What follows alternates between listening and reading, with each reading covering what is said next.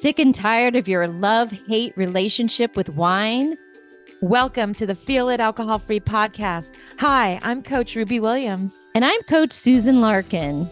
We're two former wine lovers turned alcohol freedom coaches, exposing the lies about alcohol and giving you, our listeners, the tools to break free so you can feel lit. And when you're lit, you'll feel healthier, freer, and more in control of your life. So relax, kick back, and get ready to feel lit alcohol-free. And don't forget, grab a copy of our wine-free weekend guide after the show. Hey, we are back, and I am so excited to be here with you, Ruby. Yay, welcome everyone. Welcome. Yeah. So let's tackle today's question, which is a really good one. And something that I didn't even believe. So let's tackle it. So the question today is, can you really completely lose the desire for wine or your drink of choice, alcohol? Yeah, great question. I didn't believe it either. I didn't believe it. I just thought I would just always miss it, or, just have to just say no, like this isn't something that works for me, and kind of be deprived, right? That's how it was every other time that I'd ever trying to change my drinking, is I just sort of muscled, white knuckled my way through it, hanging on by a fingernail. And what is truly amazing is you can completely lose the desire for alcohol. I mean, I cannot believe that I can sit, across from a friend and they are having my favorite Sauvignon Blanc, and I have absolutely no desire for it.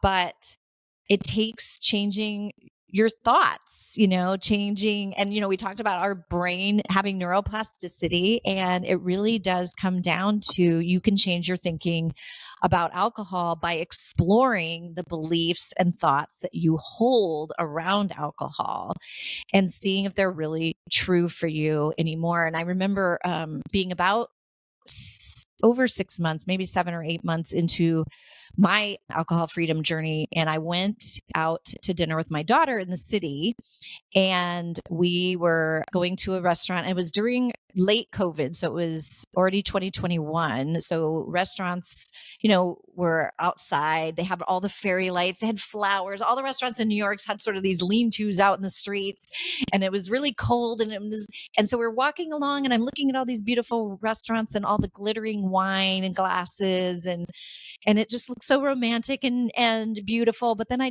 had this thought, and this thought really helped me, which was, it was like, oh, that looks beautiful. And I likened it to, but it's sort of like a vegetarian smelling a hamburger and thinking, oh, that hamburger smells good, but I don't eat meat. Ooh. So it's kind of like, I just thought that, and I went, whoa, it's like, I can look and say, wow, that looks really romantic. It looks really pretty to see all the glittering wine glasses and the fairy lights, but I don't drink because and it's sort of like I have convictions around why I don't drink, sort of like vegetarians have convictions around why they don't eat meat. It's not healthy, or they advocate for animals, and et cetera, et cetera. I have the same thoughts and convictions around alcohol. It's not good for me. It's not healthy, and it just doesn't work in my life. And that really set me free, just that different way of thinking around alcohol. So I would love to just really dive into this topic and talk about changing our thoughts. And so, Ruby, and what I'm hearing from your story, Susan, which is so cool, is that it took time. Like, it wasn't like you just had that one thought. You said it was about 6 months. So you'd been working on it for a while, and just like slowly changing and like starting to look at your thoughts. So we want to talk about, I'm going to address, like, we do what we want to do to feel a certain way. And like, your thoughts create your emotions, which then create your behaviors or your actions. Yeah. So thoughts are actually things. I learned this, and it was like mind blowing. Like, I swear to you, I was like, wait, what? Thoughts are things? So if you think about it, I love this story where there had to be a thought. Someone had to think perhaps we could build an airplane, right? So thoughts actually become physical things or things on the planet. Like everything that we see, it was actually a thought. It's so cool. So, No, yeah. I know. And you can actually have more control over your thoughts when you start to become aware of them. Yes. And so awareness, we'll bring up these, they're like some main pillars that we're going to talk about over and over again because it's so key, like awareness and then curiosity. Yeah. So those are cool and key. So thoughts are things. So when nothing can happen unless you have a thought, and you can keep going down the negative thought way. You can so you have 70,000 thoughts in a day or something like that, like thousands and thoughts. Think about that. And you have the same thoughts that you had yesterday. You kind of keep having them again today, and you'll have them again tomorrow unless you look at them. You got to right. But you can change, so I had thoughts like, I'm ugly, I'm stupid, like so many, I'm a labeler. There's different types of, we call them automatic negative thoughts, and I'm more of a labeler. Yeah. So when I started addressing it, I could turn it around. So yeah, do you want to go more into that, like turning it around or? Yeah. Well, the whole idea just blew my mind too. I remember I was driving and listening to some podcasts about this idea that you don't have to believe everything you think. I mean, that never really occurred to me. It's like, is it everything I think is true, right? I don't know. I just never even thought about questioning it, And that comes to the curiosity pillar that you were talking about, and awareness. Like you can't change something if you're not aware of it. So you can't start to change your thoughts until you're aware of what you're thinking. But it just sounds a little bit foreign because who goes around like thinking about what they're thinking, But when I remember driving and I was listening to this and I had this awareness, I'm like, oh, I'm the boss of my brain. And that just gave me so much, like, I don't know, power. I was like, whoa, this is amazing that I don't have to believe everything I think, and that I can actually change what I'm thinking by becoming aware of it and then questioning it. Is it true? Is that really true? That you're stupid. You know what I mean? If you have that thought all the time. And that's just how our brain works. Our brain wants to conserve energy. So if it has thoughts one day, it's just going to think the same thoughts the next day because it conserves energy, right? And our brain wants to prove itself right. So if we think we're stupid and then we do something and then we think we're stupid again, it's like maybe thinking we're stupid makes us do stupid things.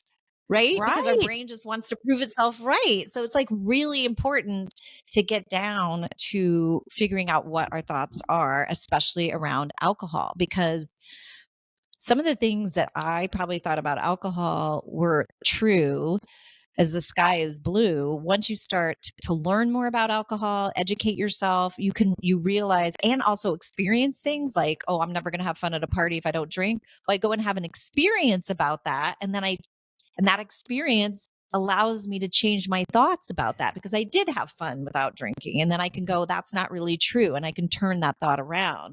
So it really starts with awareness and challenging your thoughts. So how was your experience with that, Ruby? Yeah, that is really probably the most important question when you're challenging your thoughts is it really true? You don't have to believe the thought that since you were probably a teenager, like, oh, I'm stupid, I'm ugly or whatever. Like I said, I was the meanest mean girl to myself. And this kind of just asking that one question, is it true, was a game changer. It like changed my life. And I can give you a story of like, I was driving along, and when I started to become just aware of my thoughts, I would notice it a lot, like when I was driving for some reason, and I'd be driving along and all of a sudden I'm stupid. I'm ugly. And I'm like, wait, whoa. So I got a rubber band and I put it around my wrist and I snap it. So it's kind of like a jolt, like to go thought. Yeah. Like, so, okay, bam. I just had that like negative thought. Or there some thoughts could be like doom and gloom. I'm always going to fail. I'm never going to get this. There's no hope. It could be mind reader thoughts, like they're going to think I'm uncool if I don't drink. Or there's so many types of negative thoughts that'll keep you actually stuck and maybe even stuck drinking. Yeah. So this is kind of the first. You become an internal investigator. You put on your like investigator cap and you start to like get in your brain, because you want to know. I learned this phrase, Susan, from somewhere. I heard it. It's like, you are not your thoughts. You are the you are the observer of your thoughts. The true you is the observer of your thoughts. So once you become aware, so again, you could try the rubber band technique. I call it my rubber band technique. I'm sure you might have heard it other places, but it's like you snap it and you go, thought. And then, so that's, and you just ask yourself, is it really true? Or is it 100% true? Like, yes. And almost always I was like, no, that's just not true. Why do I keep saying it? So yeah. I know.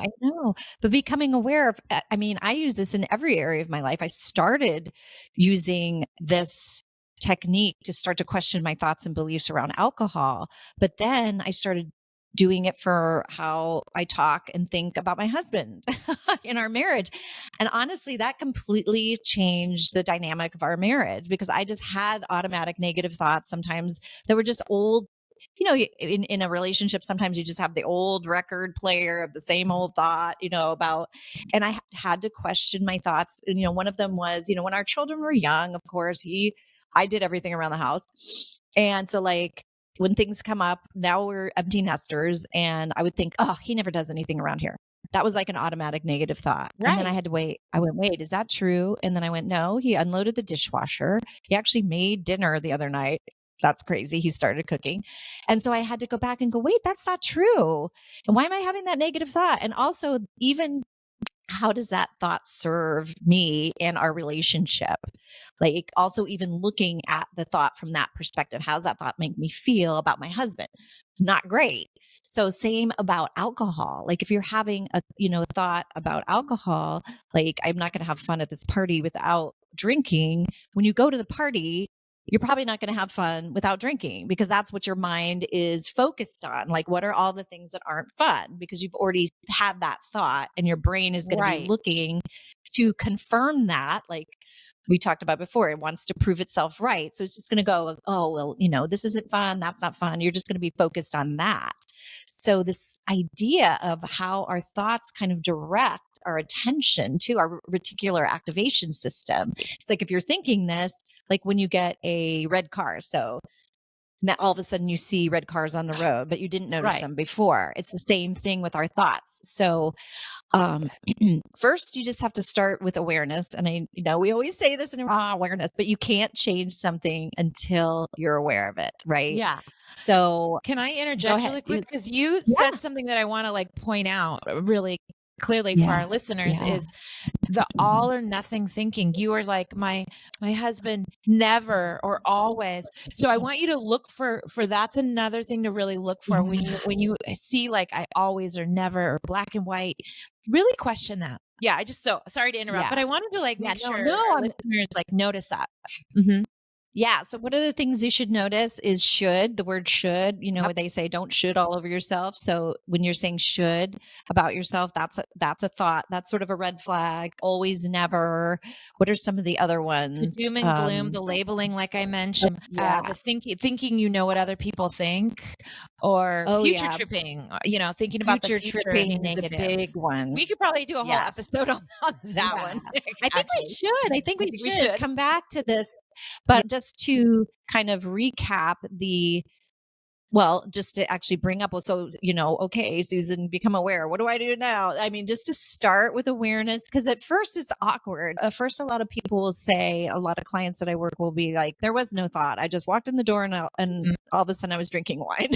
It's like, well, no, we got to rewind that. What is, or I'll ask a client, what were you thinking? And they will just tell me the circumstances of what was going on. And that's great, because that's a great place to start. Start with the circumstances, but the circumstances are not the thought. Correct. So usually there's a big there's a lot of circumstances, and sometimes there's a lot of stuff in there. And so it's like, okay, that's the circumstance. You were mad because there was traffic and you were coming home and everybody at work, blah, blah, blah went on and da, da, da. So there's usually kind of maybe a long story. So you can, get the story and then go, well, what are your thoughts in that about that? What were your thoughts? Or if you can't get to the thought, how were you feeling? Mm-hmm. Well, I was feeling stressed out, and then you could. It's sometimes thinking of the feeling first can help you identify the thought. You can go, I was feeling this way. Well, what was the thought that was creating that feeling? You can kind of go back and forth, and don't even. It doesn't have to be perfect. If you can't think of the feeling, the thought, fine. Start with the feeling. Well, I'm feeling anxious. Okay, great. Some people have a hard time getting into their feelings, and they can get to the thoughts easier. So I found that too with clients where they're like, well, I don't know what I'm feeling. And it just takes time. So we'll talk more about feelings too. Yeah. No, but just start to practice this. Start to just start being aware. Get a little notebook and just start writing down your thoughts, sort of like, and get a rubber band if you want. Thought, becoming aware, thought, of these thoughts. And then you'll notice a pattern, maybe if you have, especially around your drinking, the thoughts that you're having, like, oh, I really need this to relax, or, what's going on in your thoughts. If you're having a craving, what are the thoughts about it? Like, oh my gosh, I don't think I can get through this craving, da, da, da, da, just start to write down all your thoughts. Just start with that. And like I said, to start with the thoughts or feelings, do the best you can and just start with that. But then once you start to get into some practice around that, really you have to do this on paper to start out with. It's kind of like a little homework assignment. Eventually you can kind of do it on the fly. But at first, it really helps to document things and maybe keep a little diary or a little notebook about it. So start with the feeling, the circumstance, try to tease out what the thoughts are. You can only do this with one thought at a time. So try to also, if you have a lot of thoughts, then pick the one that's the most painful, or the one that's probably giving you the most charge, the one that charges you up the most. So write that down. And then how do you feel when you have that thought? And sometimes it is hard to identify the feeling. And there's things like a feeling wheel that you can find online just to give you some language. And Brene Brown talks about this a lot. Just naming the emotion that you're having is huge too. Sometimes that takes a lot of the charge out of it too. So that's something the Atlas really. of the Heart book is like my Bible for feelings. I love that book. Yeah. Oh, By yeah. Brene Brown. I love that book too. Yeah. So there's lots of places, but just even if you, just mad, just one of the basic ones, just try to get some feeling there. And then ask yourself, how does this feeling make me act or behave? Well, it makes me want to drink. But is it really makes me want to drink, or really how does it make you want to, how do you want to feel? Why are you using alcohol? I want to numb. I want this to go away. I want to, whatever. And then what is the result? Well, the result of this thought is I drink, right? Or whatever. I'm mad at my husband, and so all of those then kind of thoughts might get you to drink. I'm mad at my husband, or yeah, exactly. Or I'm worried about the future. Yeah. I'm feeling, and that makes me feel anxious. So it makes me feel, and then the result is maybe there's an action around that. If I'm feeling anxious, then I don't go to the party. If I'm feeling, whatever, what is the result? It's good to see the result, because if the result is something that, to think about the result, if the result is something you don't want, is an undesirable behavior in your life, anyway, I go off on tangents. I'm trying not to do that. So then then we have what we call a turnaround thought. So once you identify kind of what's going on, and like I said, no myth of perfection. It does not have to be perfect. Just do the best you can. And working with a coach is very helpful for this, because the coach will walk you through this and help you kind of hone your skills in it. But now can you identify a thought that is true or truer, or a ladder thought? When we talk about ladder thoughts, it's like you may not be able to go from, I'm not going to have any fun at this party if I'm not drinking, to I'm going to have a great time at this party if I'm not drinking. So you might need what's called a ladder thought, which can be, I'm open to exploring going to a party without drinking and seeing what there is to enjoy there. I love that. That would be considered a latter thought. And so you start with that, and then you have the experiential knowledge to go and say, was this true? And you can keep moving up the ladder. And eventually you do get to the complete turnaround of complete losing the desire for alcohol. Like I can go to a party and sit with my friends who are drinking the favorite Sauvignon Blanc that I would drink, and I don't want any. I have no desire. Let's Because let's I've go full completely changed my circle. thought. Let's go full Yeah. circle to the question, like, can you really completely lose the desire for alcohol? And what we're saying here is you use these tactics and techniques and tools, getting into your thoughts and beliefs and turning them around. And it's a process. And it starts with awareness and curiosity, like we said. I'm just repeating because this is how my life changed.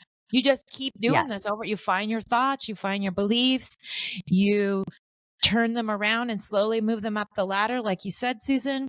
And you do this with all of your thoughts. You know, and it takes time to just It keep does. doing this. Yeah. So the only other thing I wanted to mention too is that I started this process just not writing it down yet. I just was aware of the thoughts like when I was driving. I think I should say, maybe I did, but when I was Yeah, with the driving, I rubber would just band. all of a sudden see the words though. So if you can see the words like a sentence, that could work too. Like I would like I'd be driving along and I'd be like, you know, I'm never going to get alcohol free. And I would see it as like words. And it helps to just either write it down or see it as words, like you said. But Yeah. yeah. Yeah. No, I love that. I love that. Cause yeah, Yeah. sometimes it is happening when you can't write it down. Or Yeah. like, here's what I call a little quickie is just jump to, is that true? Like if you have a thought, just start going, is that true? You Right. know, and sometimes people can, this is what I call like a little quickie turnaround is just, is it true? And then you can, you know, you can do that quickly on the fly with the thought, oh, one won't hurt. Is that true? Or is it just really going to be one? You know what I One mean? Like always you led can to use, 2, led to 3. yeah, is that It's really not true? true. It's just going to be one. You could just come home and just have one, Susan. That would come through. Oh my gosh, how many day ones did I have over that? And then it was never one. And so then Never one. when I started becoming aware of that thought, I could go, is that true? No, I have never just had one glass of wine. Ever. And so then I could just stop right there and go, you know, that's not true. Stop. Nope. Sorry, brain, lower brain. You know, that's not true. Gonna have to stop you there and just make a different choice, you know, and that's part of the journey in the early days, you know, and even, you know, to be completely honest, I don't have a desire to drink at all. Like I don't want to drink alcohol, but sometimes I have a desire to not feel the way I feel even currently at almost 4 years alcohol free. And the little alcohol voice will sometimes chime in and go, well, you know, if you had a drink, you wouldn't feel this way. Now I have, and I know that's completely, I know just a thought. that's not true. It's just a thought. So then you can also, when you become an observer of your thoughts too, you also don't freak the F out if you have a thought about drinking. Cause like, you know, I Just a hear that thought. too with clients that are like, oh my gosh, I had the thought that I might drink. And I will, well, so it's just a thought. You know what I It's mean? a Your thought. subconscious is just going to pop up every now and then because it's like a computer. Like you may go do something in your life that you haven't done alcohol free yet. And your brain will just naturally go, well, you know, we normally have champagne, da, da, da, da, da. And it's like, yeah, I know we normally do that. But it's just a thought. When you can separate you from your thoughts, it makes it a lot easier also not to beat yourself up if you have a thought, you know, of drinking. It's just like, oh yeah, that's a Well, tool and I could use, but maybe I'll just go do some deep breathing and yoga. Yeah. There's other tools. And you also shared in the very beginning, and I love that your new thought is I just don't drink. Like you're a vegetarian, you're a non-drinker. Yeah, it's so cool. So these thoughts just It holds no value. Yeah, no, I love it. I love it. I love having these conversations with you, Ruby, because I just feel like it's so it's just such an amazing way to change your relationship with alcohol that is not deprivation based. It's not shame based. There's nothing wrong with you. I mean, it's just, there's thoughts, there's so much hope behaviors, and we too. can change those things. Yeah. And it's not your fault. I love that. I love There's that. so much hope So, that you too can completely lose your yes. desire for alcohol. It's so true. Yeah. Yes. Just not And be live driven by it, alive. you know? Yeah. It is. It is. It is. Live It's, alive. yeah. So today is my turn to ask you, Ruby, what you are doing to feel lit in your life. And this is like Right. my favorite part. At This the end me of our too. This podcast is the is fun part. talking about these fun things that we do, or just really, really beneficial things that we do in our lives to Yeah, we stay want to lit. stay in this. I mean, we're definitely telling stories about, the struggles and tools but also how, I mean, the name of our podcast, Feel It, Alcohol Free. So what am I doing? I Yeah. What do you want to, do? it's just a simple thing. A lot of the things we're going to talk about are just very simple little things like noticing joy. So when I was drinking, I was noticing the despair, or that's maybe no, it was that, like that, noticing more of the negative feelings. But as I'm alcohol free, and actually there's no negative feelings, I want to actually reframe that, because all feelings are feelings and they're all actually okay. I just, what we consider more of the, you know the lower rung feelings, I do think how we feel, we have kind of I think vibrations, or I don't know. It's kind of esoteric, but like when we can start to be aware of those higher vibration feelings, which are like the joy, the happiness, the gratitude, the love, and awe and wonder and calm and peace, like all of those types. It's not about that I'm going to feel joy all the time, right? I mean, I'm not like rainbows and unicorns. No, but it's like noticing, just taking, like when I do feel the joy. And for me, joy comes, I always am like, wah! It's like a little, I don't know, party in my upper chest that just goes out into the world. I love it. And it's joy, and it's true joy. It's not the artificial, you know, dopamine rush buzz. It's true, honest, authentic joy that comes by noticing it and becoming alcohol free. I do think that I never would have discovered this true joy if I just kept drinking. Like I would have missed this part of my life.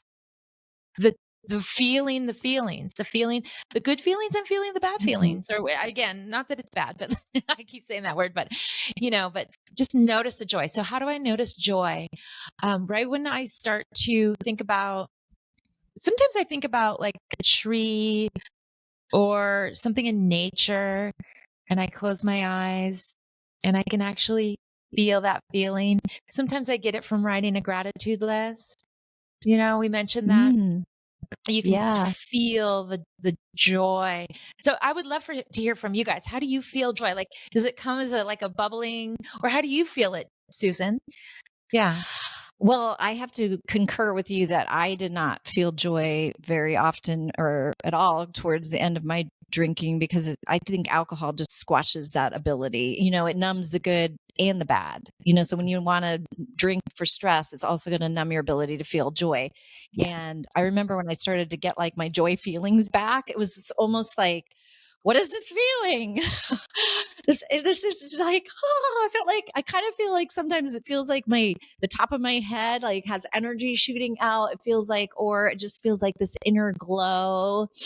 And ooh, I love those visuals. I just feel like, I can't smile enough. My face is just glowing, and it's just like pouring out of my, like rays coming out of my body of joy. And, yeah. And it's really, truly amazing to start to feel that too. So I think the practice too, like you said, of noticing. Oh my gosh. Yeah. That's, That is it. I love it. Thanks for sharing that. Yeah, we did that art. So Ruby just shared a picture of her with like rays of rainbow coming out from her. So Yeah. that's so cool. Oh, sorry. Yeah, we're on audio. I'm like showing a picture. We're on a podcast. Nobody can see us. Maybe I could post it somewhere. Yeah. Yeah, no, that's such a cool picture. I love it. So yeah, feeling joy, but noticing joy, because again, it comes back to the A word, awareness, because the more you notice joy, your brain wants to be efficient and does the same things. The more you notice joy, the more you're going to notice joy. And then that just starts more to joy. Yeah. And it's like compound interest, you know what I mean? So it starts to build a joy bank, that the more you see, the more, like I said, the more you see joy, the more you feel joy, the more joy you're going to see and feel on a regular basis. It starts to change. It actually starts to change your brain again with neuroplasticity. It starts. So again, with the thoughts are things, changing your brain, seeing more joy changes your brain, and all of that is part of this process of becoming alive in our alcohol-free life. So yeah, I totally love that noticing joy practice. Yeah. Great. Yeah. So so I if you love it notice, too. I know. And if you notice more sadness, you'll get more sadness. It's like you said, it's like a self-fulfilling prophecy. And if you notice more joy, you'll have more joy. So I want to end with that. Yes. Well, joy is a wonderful thing. I know, but don't forget to join our Feel It podcast Facebook community. I wanted to plug that in at the very end here because we are going to be in there, Coach Susan and I, and we want to create a community where you guys can connect and share our stories about what helps us feel lit. And you could post your picture there. Ruby, post the picture there. What I'll do. In our Facebook group. So come on over and see us there and let us know your questions that you would like us to answer or ways that you feel lit. And we want to mention you on the podcast. And if you have an amazing story about feeling lit or your alcohol-free story, we also want to feature our listeners on our podcast. So you could be a guest. So hop on over to our Facebook group and tell us your alcohol-free story. Also, don't forget to review and leave a review. You can leave a review with your story and also with questions that you may want us to answer. So have a wonderful, wonderful day, and we'll see you next time. See you next time. Bye. Thanks so much for listening to Feel It Alcohol-Free Podcast. Do you have a question you'd like us to answer on the show? All you need to do is head over to Apple Podcasts and do two simple things. Leave a rating and review telling us what you think of the show. And in that review, ask us any questions you have about breaking free from wine or living an alcohol-free lifestyle. That's it. Then tune in to hear your question answered live. Don't forget to grab your copy of A Wine-Free Weekend at www.feelitpodcasts.com. And do say that will help you feel lit. See you next time.